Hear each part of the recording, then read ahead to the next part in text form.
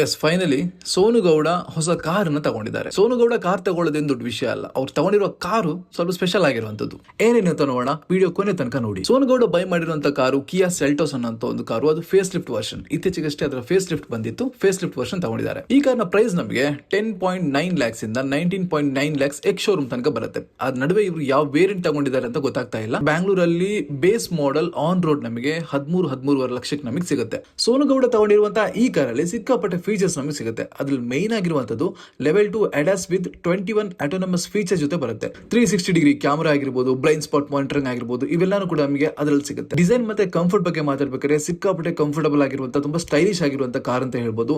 Double D cut steering wheel, panoramic sun roof, ambient lighting, ventilated seats, 18 inch ನಮಗೆ wheel ಸಿಗುತ್ತೆ. ಕೊನೆಯದಾಗಿ ಒಂದು car ನಮಗೆ 3 ಎಂಜಿನ್ ಆಪ್ಷನ್ ಸಿಗುತ್ತೆ. 1.5 ಲೀಟರ್ ನ ನ್ಯಾಚುರಲಿ ಆಸ್ಪಿರೇಟೆಡ್ ಇಂಜಿನ್ ಸಿಗುತ್ತೆ. 1.5 ಲೀಟರ್ ನ ಟರ್ಬೋ ಡೀಸೆಲ್ ನಮಗೆ ಇಂಜಿನ್ ಸಿಗುತ್ತೆ. ಅದೇ ರೀತಿ 1.5 ಲೀಟರ್ ನ ಟರ್ಬೋ ಪೆಟ್ರೋಲ್ ಇಂಜಿನ್ ಕೂಡ ನಮಗೆ ಇದರಲ್ಲಿ ಸಿಗುತ್ತೆ. ಟರ್ಬೋ ಪೆಟ್ರೋಲ್ ಮತ್ತೆ ಸಿಕ್ಕಾಪಟ್ಟೆ ಪವರ್ಫುಲ್ ಆಗಿರುವಂತದ್ದು. 158 160 HP ಪವರ್ ನ ಈ ಒಂದು ಕಾರ್ ಪ್ರೊಡ್ಯೂಸ್ ಮಾಡುತ್ತೆ. ಈ ವಿಡಿಯೋ ಇಷ್ಟ ಆಗಿದ್ರೆ ಸೋನು ಗೌಡನ್ ಫ್ಯಾನ್ಸ್ ಗೆ ಒಂದ್ ಸ್ವಲ್ಪ ಶೇರ್ ಮಾಡಿ.